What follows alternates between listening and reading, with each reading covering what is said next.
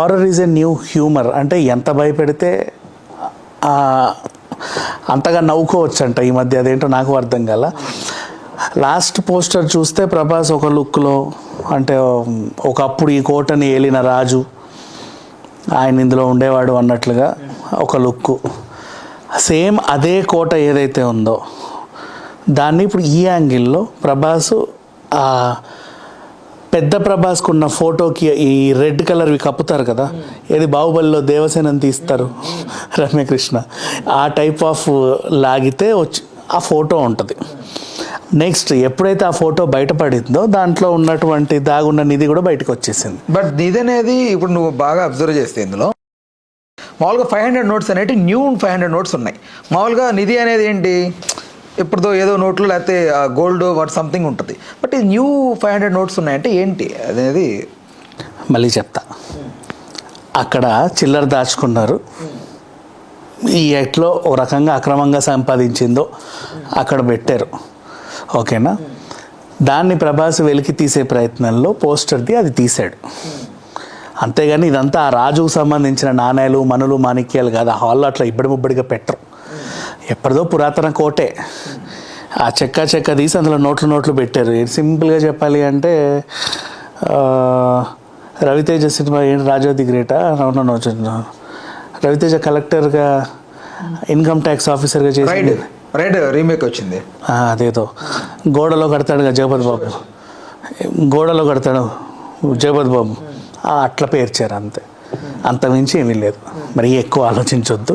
కాకపోతే ఆ కోటలోకి ఎవడు పోకుండా ఓ భయానక వాతావరణాన్ని సృష్టించారు. అది మనం సినిమా అంతా చూస్తూ ఉంటాం, అయిపోతుందని.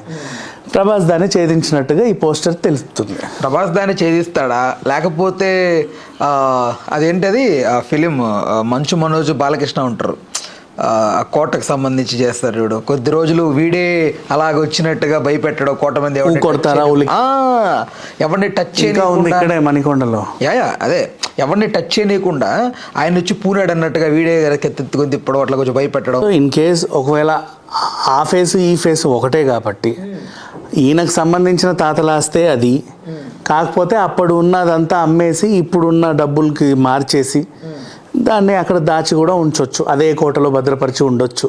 ఆ కోటకి వెళ్ళే సాహసం ఎవడు చేయడు, ఎందుకంటే పురాతన కోట, పైగా హారర్ సినిమా అంటే ఖచ్చితంగా మనం భయపడాలి. ఆ సెటప్ అంతా అలాగే ఉంటుంది. చాలా వచ్చాయి కదా, అదే రాజుగారి గది అని, రాజుగారిది ఒక కోట ఉంటుంది, దాన్ని ఏదో సంథింగ్ ఏదో ఉంటుంది, దాన్ని మిస్యూజ్ చేయడానికి ట్రై చేస్తే ఎవడో ఒకటి దాన్ని కాపాడుతూ రావడం, సంథింగ్ ఏదో ఉంటుంది కదా, టచ్ చేస్తే నరికేస్తానట్టుగా ఒక దెయ్యం రావడం, అంతా అంటే రిపీటెడ్ వర్షన్ అయితే కాదా 100%? బేసికల్లీ హారర్ సినిమాలు అన్నీ ఒకలానే ఉంటాయి, అన్నీ ఒకలానే ఉంటాయి. నువ్వు ఎలా చూసుకున్నా సరే, అడవిలో నువ్వు అనుకోకుండా పోతే బంగ్లా దొరకడమో, అందులోకి వెళ్ళి మీరు భయపడి రావడమో, లేదా ఏదో ఒక పాత థియేటరో పాత హౌసో వాట్ ఎవర్ అనుకోకుండా అందులోకి పోతారు. పోయిన తర్వాత ఆ రూము ఈ రూము వెతుక్కుంటూ వనికి చేస్తారు. ఇంతకు మించి తర్వాత ఈ దయ్యాలు మంచివే చెడ్డవి కావు అని తెలుసుకొని వాటి మీద జాలి పడతారు. అయ్యో పాపం దయ్యం ఎంత మంచిదో అని చెప్పేసి. శబ్దం సినిమా నాకు కొంచెం ఇదిగా అనిపించింది. స్టార్టింగ్ అంతా శబ్దాలతో దంచి కొట్టాడు. 42 ఆత్మలు ఉంటాయి. అదేంటో మనుషుల్ని కింద వేసి మీదేసి కొడతానే ఉంటాయి. సరే బాగానే తీసారులే అనుకుంటే లాస్ట్గా దయ్యాలని మంచి దయ్యాలు అక్కడ ఉన్న హ్యాండిక్యాప్డ్ పిల్లల్ని విషమిచ్చి చంపితే తయారయ్యి అక్కడ తిరుగుతున్నారు. ఇంకా దయ్యం మీద జాలేసాక సినిమా ఏం సాగుద్ది? లేదు, ఫస్ట్ హాఫ్ అన్ అవర్ తర్వాత సినిమా పడుకుంది. సేమ్ ఇవే సిచ్యువేషన్స్ మోస్ట్లీ. కొన్ని సినిమాలు ఏంటంటే ట్రైలర్ చూస్తే చాలు వెన్నులో వణుకు పుట్టాలి. ఇప్పుడు మా ట్రైలర్ చూడు, అజయ్ దేవగన్ అండ్ కాజోల్, అదేంటిది ఆడపిల్లల్ని మింగేసే మరి చెట్టు ఎందుకు మింగుతుంది, ఏంటి సిచ్యువేషన్ అనేది ఛేదించుకుంటూ వెళ్ళారు. ట్రైలర్లోనే నీకు ఆ ఇంపాక్ట్ వచ్చింది. సినిమాలు ఉంటాయి, హారర్ సినిమాకి ఒకటే ఎలిమెంట్, కథ కాదు. హారర్ సినిమాకి కథ అడిగామంటే మనకన్నా పెద్ద వీపీ ఇంకెవడు ఉండడు ప్రపంచంలో.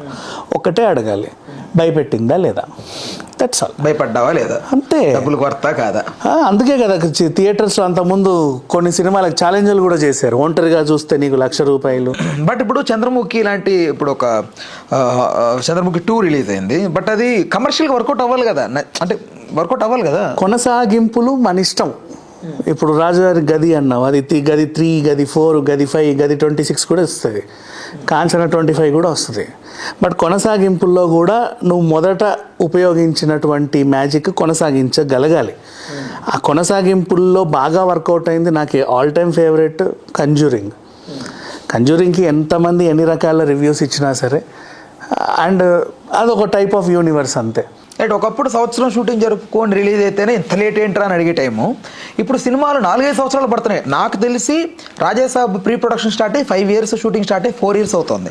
అప్పటి నుంచి చేసుకుంటూ వస్తూ ఉన్నారు. మరి ఏంటి కల్కి కూడా 3 years పట్టింది. కల్కికి ఓకేలే, అది డీసెంట్ టైము అంత దీనికి. కాకపోతే రీజన్ కూడా చెప్తా. ఇప్పుడు నువ్వు బడ్జెట్ని మైండ్లో పెట్టుకోవాలి. ఇప్పుడు ఫర్ ఎగ్జాంపుల్ 50 కోట్ల బడ్జెట్, నేను హారర్ చూపించాలనుకున్నాను. హారర్ చూపించాలంటే నీకు మొత్తం ఇంకా వర్క్ అంతా టెక్నికల్ వర్కే ఉంటుంది. నీ భయపడుడు కొంచెం, టాకీ పార్ట్ ఇంతే, టెక్నికల్ పార్ట్ ఇంత. కాకపోతే ఏంటంటే సినిమాకి మన టెక్నికల్ వాల్యూస్ రోజు రోజుకి పెరుగుతున్నాయి. చాలా రియలిస్టిక్వి, ఇంకా అంతకు మించినవి వస్తున్నాయి. పైగా ప్రభాస్ అంటే మినిమం ఎక్స్పెక్టేషన్స్ ఉంటాయి. సో నువ్వు నీ సినిమా ఈ కథ అనుకొని నువ్వు 3 ఏళ్ళు అనుకున్నావు అనుకో, 3 ఏళ్లలో నిన్ను తలదన్నే రేంజ్ 4 వచ్చి పడుతున్నాయి గ్రాఫిక్స్తో. తర్వాత చూసి ఉంది అంటున్నారు జనాలు. సో అలా అనిపించకుండా ఉండడానికి వాళ్ళు ఇంకా ప్రయత్నించాల్సి వస్తుంది. అలా అని నువ్వు హాలీవుడ్కో కాలిఫోర్నియాకో వెళ్ళొచ్చు, నువ్వు అనుకున్నట్టుగా. అంతెందుకు, ఇప్పుడు లయన్ కింగ్ లాగా, ముఫాసా లాగా నిజంగా దించవచ్చు కూడా మక్కికి వేరే ప్రపంచాన్ని. You can. కాకపోతే దానికి బడ్జెట్ ఇంత అవుతుంది. ఆ బడ్జెట్ని మళ్ళీ మనం ఇక్కడ తిరిగి రప్పించుకోవడం కష్టం ఆ కథకి. సో ఇక్కడ నువ్వు 50 కోట్లే పెట్టాలి. 50 కోట్లే పెట్టినప్పుడు ఆకు కలితే ఎవరితోనో చేయించుకోవాలి. వాడు నీకు ఒక టైం ఇస్తాడు, ఇంతలో చేయిస్తాను అని. కానీ ఇక్కడ ఇంకో ప్రాబ్లం ఏంటంటే, ఈ మధ్యకాలంలో మీసం తిప్పి తొడగొట్టి నేను చేసేస్తా అని ప్రాజెక్టులన్నీ తీసేసుకుంటున్నారు. అక్కడ తేడాలు వస్తున్నాయి. వాడు నిజంగా పనిమంతుడో కాదో అని. కొంతమంది ఉంటారు వర్క్ని 10 పైసల్లో కూడా ఓ రేంజ్ వర్క్ చేయించుకునేవాళ్ళు. లైక్ మన ప్రశాంత్ వర్మ, హనుమాన్. ఇంకా చెప్పాలంటే అడివిశేష్ ఏదో ఒక గూఢచారి సంథింగ్ ఏదో ఫిలిం 2.5-3 years చేశాడని విన్నాను. బలంగా టైట్ షెడ్యూల్స్ వేసి కొట్టాడంట. రైట్. సో ఇట్లా కూడా ఉంటారు. తక్కువ బడ్జెట్లో అత్యంత పనిమంతులను ఎంచుకొని పని చేయించుకునే వాళ్ళు కూడా ఉంటారు. డిపెండ్స్ అది. ఇంకా మనం దాన్ని ఇంకేం చెప్పలేము. కొంతమంది అట్లా ఉంటారు, కొంతమంది ఇట్లా ఉంటారు. ఇప్పుడు ఈ సినిమాకి అంటావా, మారుతి గత ప్రతి సినిమాలకు మించి అప్పుడున్న టెక్నాలజీ ఇప్పుడు ఇంకా డెవలప్ అయింది.